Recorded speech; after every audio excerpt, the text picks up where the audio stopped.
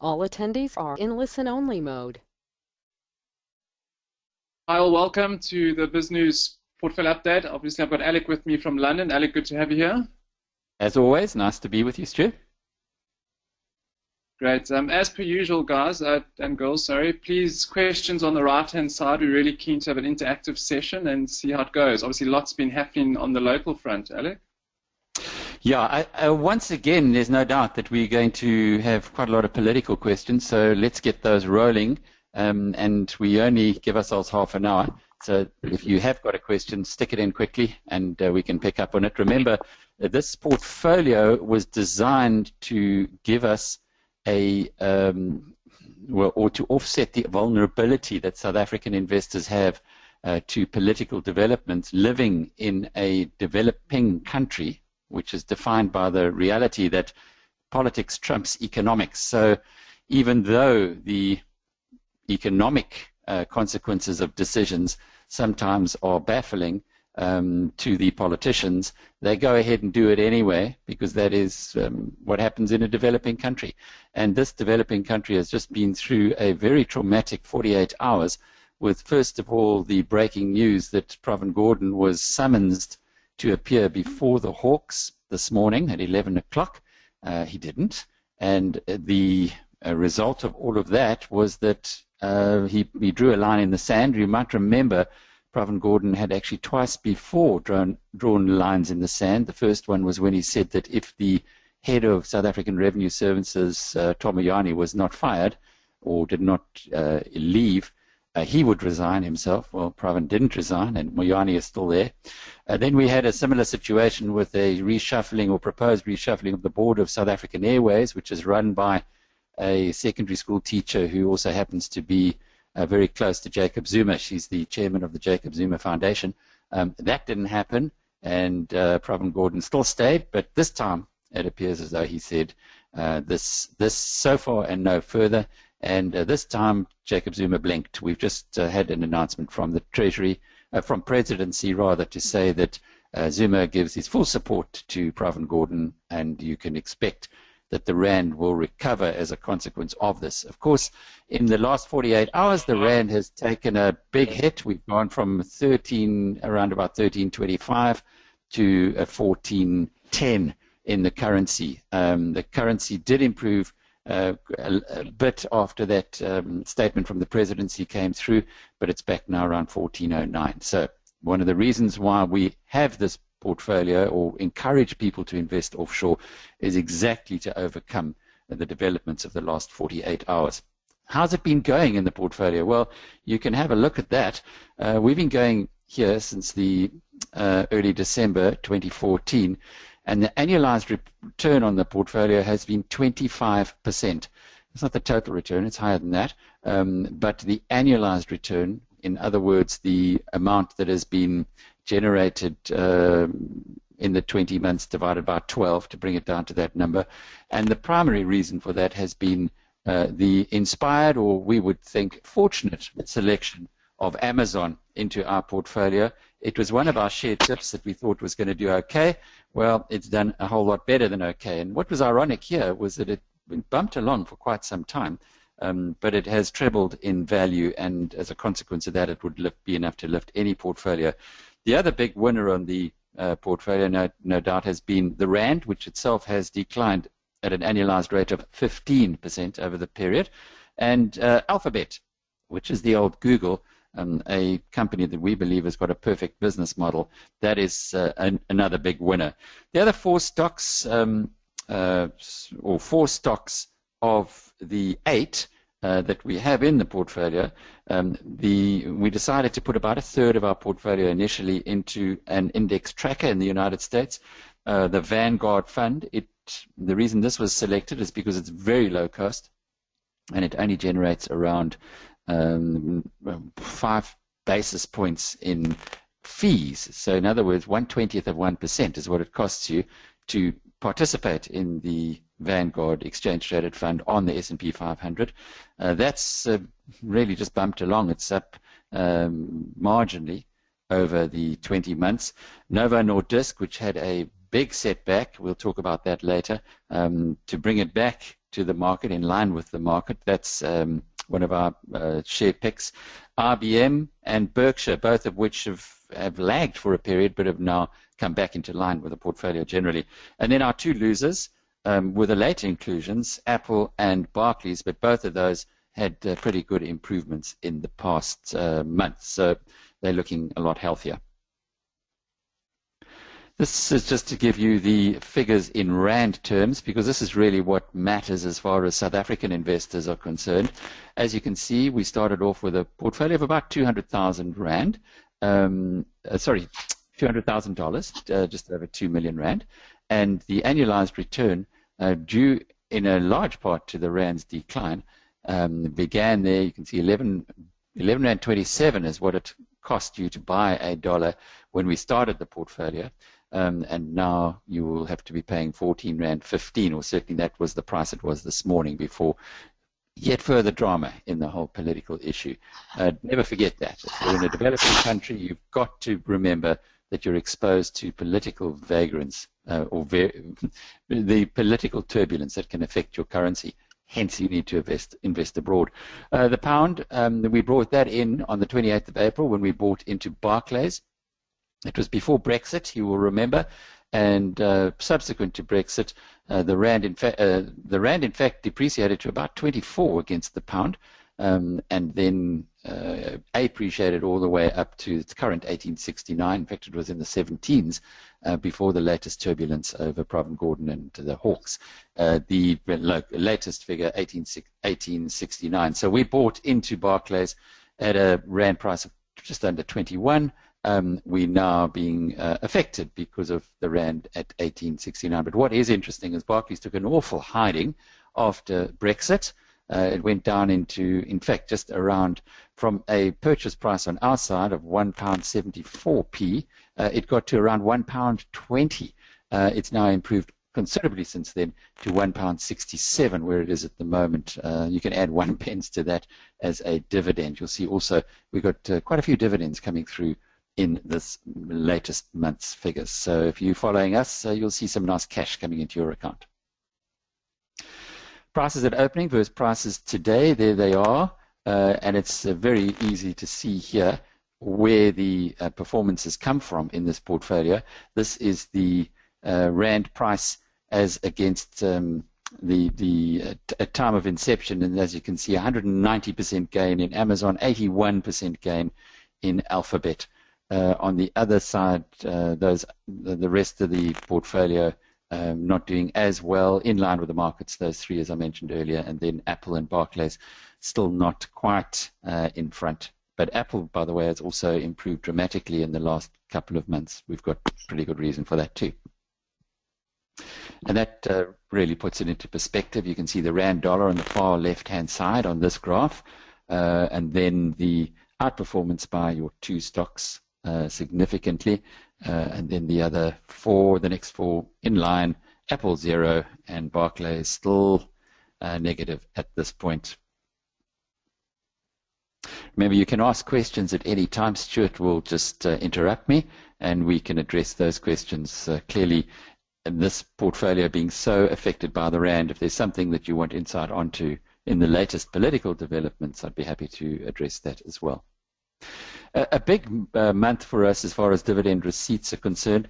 You can see from IBM we got $1.40 per share that was paid. We got 100 shares there, so it's $140 that we got into the portfolio from IBM.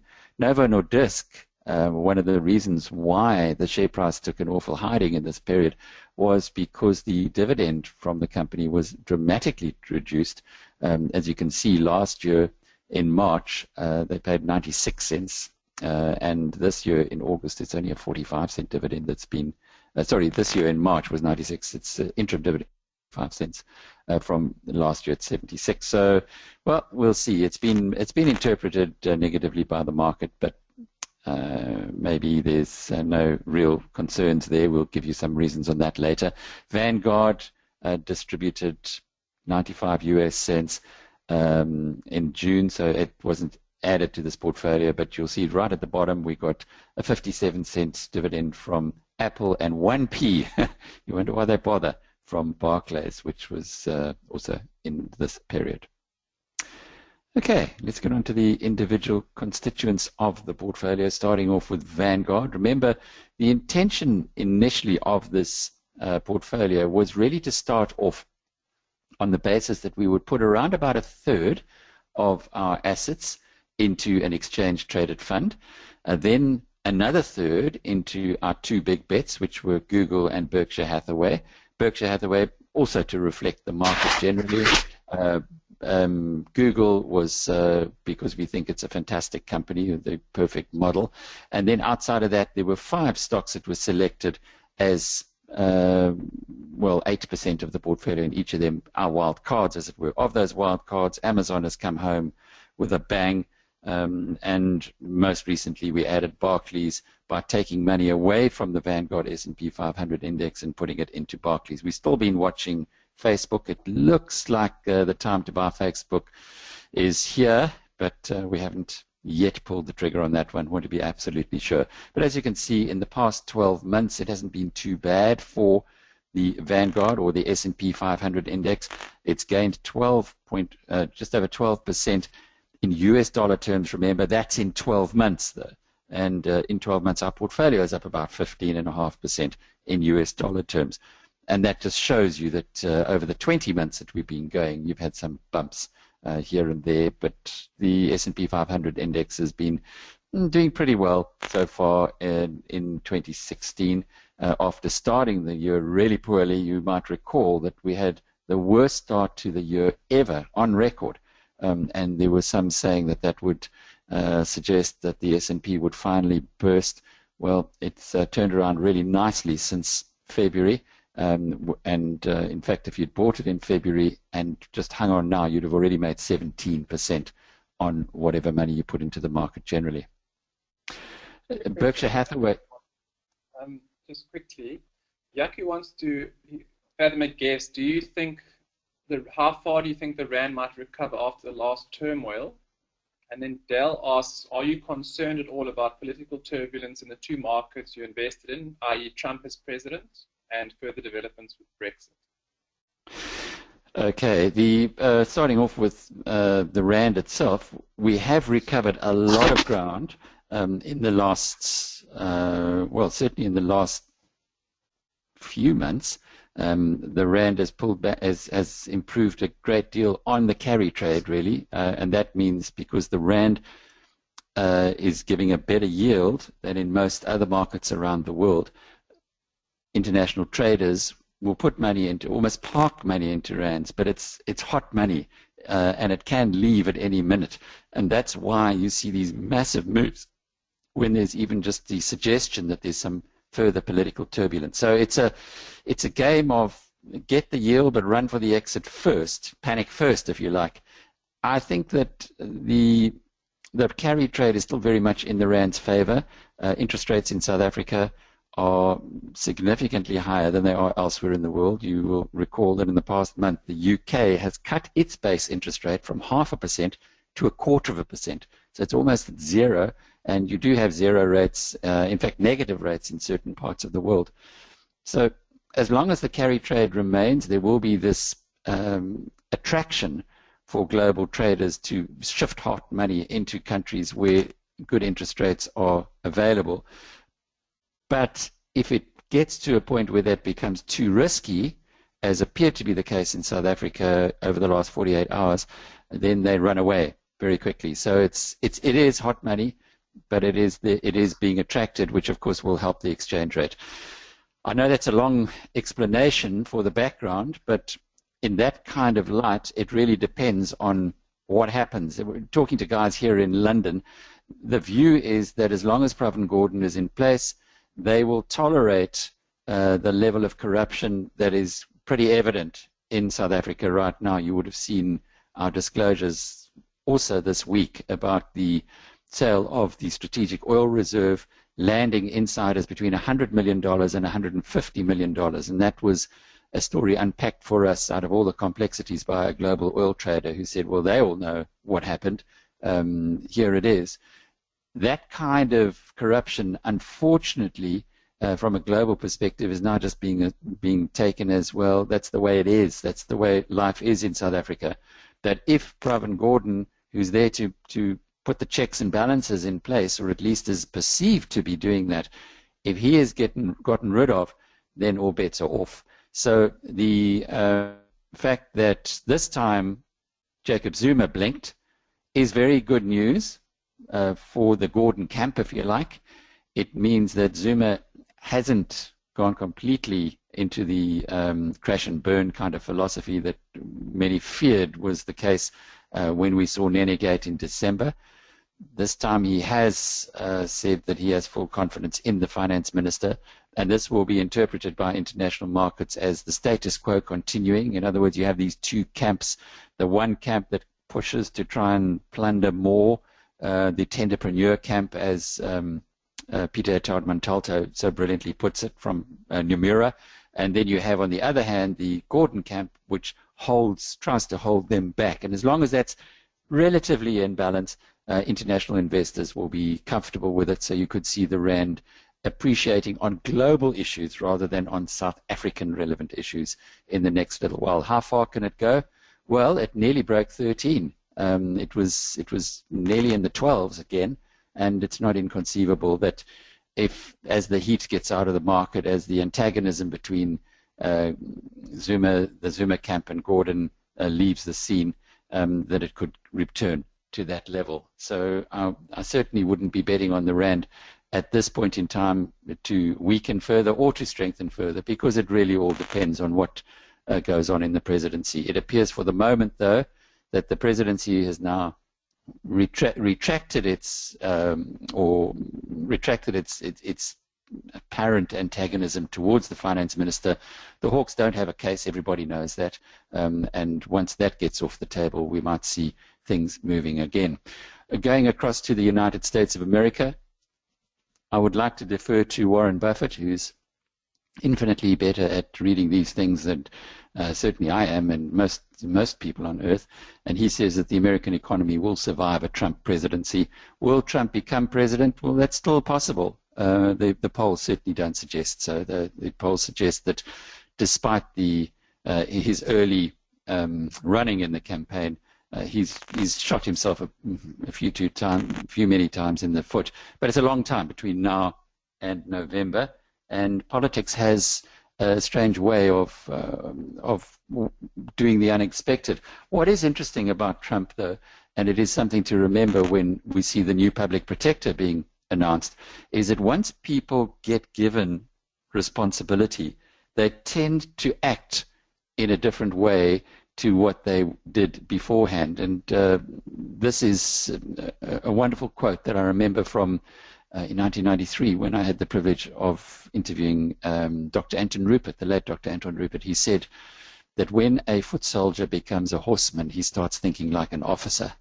And if you put that into your scenario, you think of Trump in the White House, the scary projections that have been made are unlikely to be fulfilled. Certainly sanity will prevail. And if you follow his announcements carefully of late, you'll also see that he understands a lot of the things that he's expressed that he'd like to do is just not going to be possible. There are many checks and balances in the United States.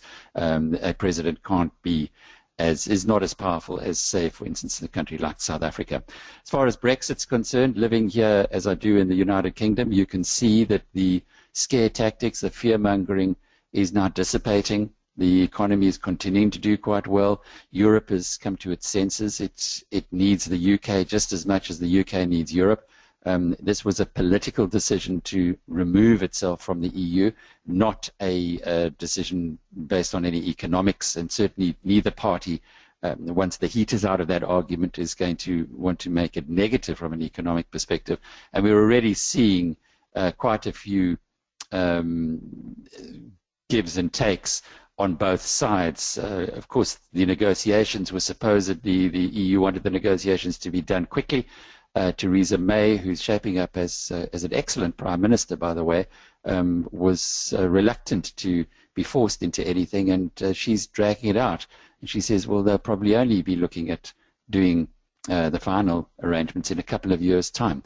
So it's like many of these events. The initial issues do scare us. We overreact, but the longer term, the decision by the UK, I still remain pretty confident that it's going to be in the interests of this economy. So no, I wouldn't be leaving Barclays. The other idea about Barclays, or what makes it good, is it's got two particularly good issues there. The one is it's got a fantastic retail franchise in the UK. People in Britain do not change bank accounts very often. The turnover is about 1% a year in bank accounts. Can you imagine what a Capitec could do here, for instance? But anyway, that's the reality of the market they're in. And they will be hiving their business into an investment bank and a retail bank come second quarter 2018. That was announced in the results. And at that point in time, the retail bank of Barclays is going to be extremely valuable indeed. So there's the other issue that you can put on top of that, is that it does appear that there's more interest in buying Barclays Africa than had initially been thought by the Barclays team. And that process is going ahead at a good rate. That'll be very positive to Barclays as well. So very happy with the Barclays investment, which is our only UK investment, and it's more of a global bank still at the moment. And the US, I think that, as Buffett says, it will survive Donald Trump. Berkshire itself released financial results in the past month. They were better than forecast. The improvement primarily was generated by the insurance operations, where the premiums at Geico were up by 7% year on year. Insurance operations brought an underwriting profit of $337 million for the quarter, as against $38 million in the same time the previous year. So that was what lifted Berkshire. It offset a decline from the railroad side, which has been struggling lately. They've got unique issues that are affecting railroads in the United States. BNSF is a big railroad subsidiary of the company. Book value year on year was up by 7%, and the Berkshire share, as a consequence, recovered quite nicely. On to the next of our portfolio, Alphabet, the old Google, as it used to be called. As you can see there, in the past year, Google's had a pretty good run, outperforming its benchmark, the NASDAQ index, by double, 22% as against 11% in the past 12 months. Alphabet is doing some interesting things in the United States. It's got a company, or within Google, a company called Google Fiber, and this should be of interest to South Africans. Google Fiber is moving away from fiber into wireless. So they've realized that over the last 6 years, they've been trying to put fiber into American cities, and it's taken 6 years to do it in only 6 cities. So they've now, in the process of not abandoning what they put in, because once you've got fiber in, it's in a good place, but they're in the process of actually switching this to wireless.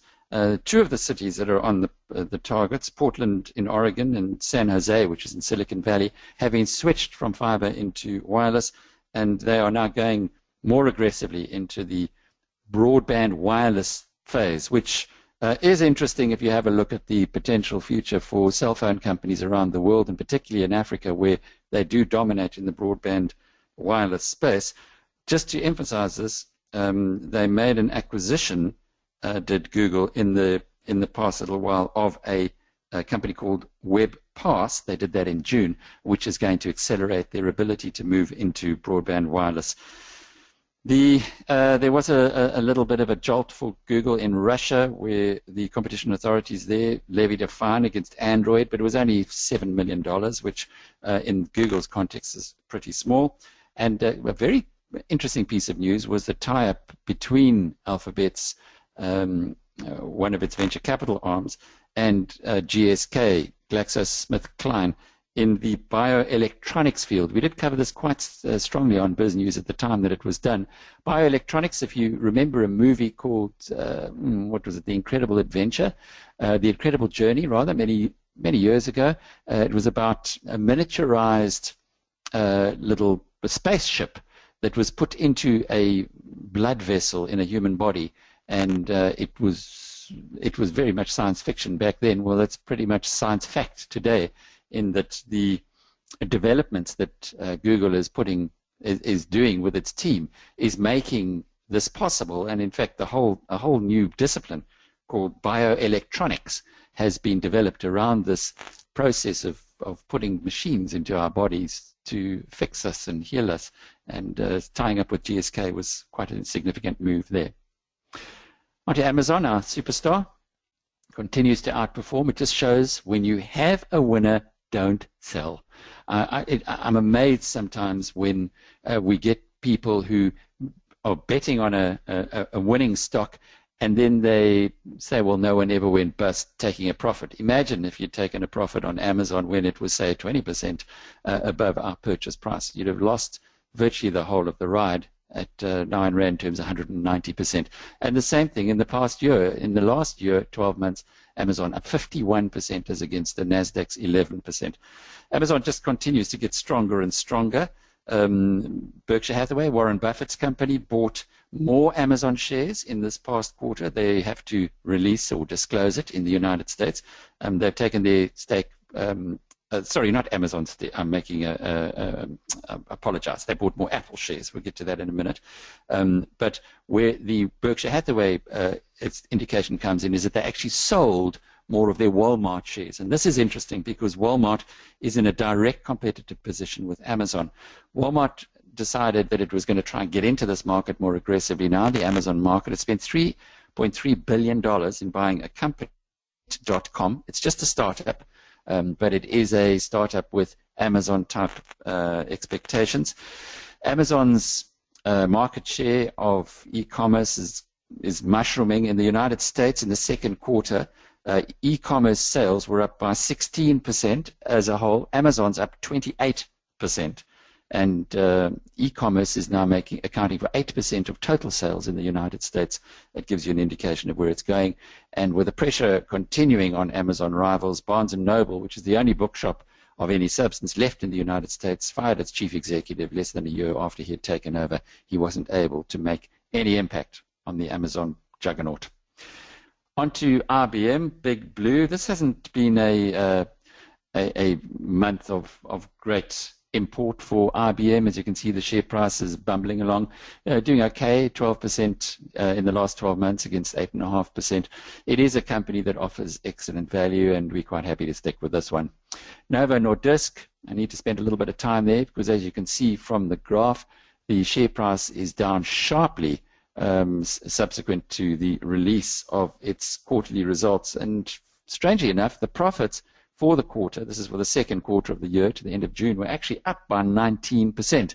So why did the share price drop like that? Well, they indicated that there are going to be more difficult issues in the United States, in the biggest market. Novo Nordisk, remember, is one of the world's leading insulin providers. That's one of the reasons we really like it, because once you, as a diabetic, have insulin, it's very hard to switch your brand names. And if you are the company that produces the insulin, as long as you don't profiteer, as long as you just increase the price of insulin in line with inflation, which is what Novo Nordisk, a Danish company, actually does, then you should be able to hold on to your market share. But they're having a tougher time in the United States. They've also signaled that competition there is intensifying, and the result of that was a very quick decline in the share price. Also affected there was, and listen to this, Novo Nordisk projected in the previous quarter that sales this year would be between 5 to 9% higher. Because of what's going on in the US, they say it's now going to be between 5 to 7% higher. So the top end, only 2 percentage points down, and that's how the market punished them. Profit growth, they've dropped that from between 5 and 9% for the year to between 5 and 8%. It just shows it's a very tough taskmaster is Mr. Market. Apple, the house that Jobs built, has had a very interesting past month. The increase there in the Berkshire shareholding in Apple, they took it from $1.1 billion to $1.5 billion, was positively interpreted. As you can see, Apple in the past year has outperformed NASDAQ, which is good news. Underperformed NASDAQ, which is not such good news, down by about 10% below. But it has outperformed NASDAQ quite considerably in the past couple of months. So it is starting to claw back a lot of the gain that is lost. A lot of the concern in the Apple shares at the moment is what the EU is going to do after the transfer pricing story between Apple and Ireland. And what happened there was that when Apple initially did a deal with the Irish government, which is of course part of the EU, it struck a deal with the Irish government where it would have a very low tax rate. It's worked out at something like 2.5% is what Apple pays in tax. And the EU is saying, hang on a minute, we actually want to claw back some of that. So the question that is on everyone's minds, and the American government has become involved in this as well, is how much is Apple standing to lose if the EU levies the taxes on them? Remember that Apple now, 70% of its turnovers come from the iPhone, and of course Europe is a very important market for its iPhone sales. How all of this plays out in Ireland is also interesting, but the worst case scenario for Apple is it would lose, or it would have to pay $19 billion in unpaid taxes, or taxes that might be claimed by the EU. That's a huge amount of money for anybody, but when you're sitting, as Apple does, with $232 billion in cash, it certainly is manageable for them. Of course, they're fighting all the way. The American government's fighting. They're calling it unprecedented, disturbing precedents that are being created by the EU or being proposed by the EU, anti-business sentiments.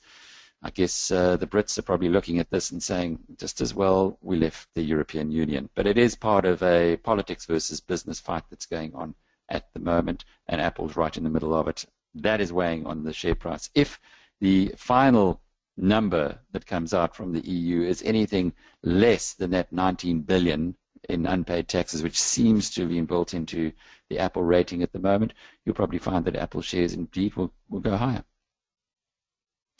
And there we have the summary for you, prices at the opening versus prices today. We like to end off with this because it just gives you an indication of how the portfolio has performed, also on an annualized basis. Barclays is looking a little bit sick, down by 14% annualized, although it's now nearly to where we bought it in pound terms after Brexit. The rand depreciating against the pound means that it's 14% lower. We've only had it for a few months, so hence the annualized number looking really ugly. But on the other end, you have some very good improvements there on an annualized basis by Amazon and Alphabet, also pretty solid despite its recent setback from Novo Nordisk. Portfolio as a whole, 25% annualized. Yeah, Stu? Catherine, it's not really a question, it's more a statement. I think he's questioning the bank fees. So he mentions Barclays and Capitec. Because I pay 0 fees in my US account. So I'm not sure if he's questioning if they're going to come under pressure, as sort of the banks move towards the first world type approach. Well, it is interesting. Capitec, the reason I kind of quipped that I felt Capitec would be or is absent from the UK market, and hence the competition is not that great. On the retail level, if you walk into banks here, you will get an understanding of how demoralized the staff are. Remember, Barclays just in this past quarter had to pay another, or have provisioned another £400 million for mis-selling of insurance. And in the past quarter, they also paid another $100 million in the United States for that LIBOR scandal. So it's almost, if you're a bank and you were ever looking at coming into a geography in the retail market, and that's where the opportunity exists. It's not that they don't charge that much. It's not that you don't get free banking. It does exist in certain areas where Capitec would be able to probably really get a foothold in this market very quickly, is because of the superior service that they deliver, as well as working off a low-cost model, as well as having a very disruptive model. Would Capitec be able to drop its charges to zero? I don't think that's realistic. They charge very little as well. We have Capitec bank accounts, Jeanette and I, and we know that it costs you very little to bank with Capitec, and certainly a fraction of what you charge elsewhere. It's one of those good opportunities, but then again, you get what you pay for. I suppose if you are in a higher income bracket, you need more services, etc. And Capitec just offers the very basics. So if you want basic banking, and I'm sure there are many people in the UK who would go for the basic banking idea, but it's interesting being South African and having a look at what goes on in the UK market, in banking in particular, where the South African banks are really a long way ahead. And maybe they should be looking at stretching their muscles a little, particularly the opportunity right now in the UK must be huge in the retail area. On the other hand, the Brits tend not to move their bank accounts. So you're taking a gamble either way. Thanks, Evan. That's, Is that us for today then, Stuart? Well, thanks everybody for joining us. It's been a pleasure as always. As you can see, the portfolio continues to perform well.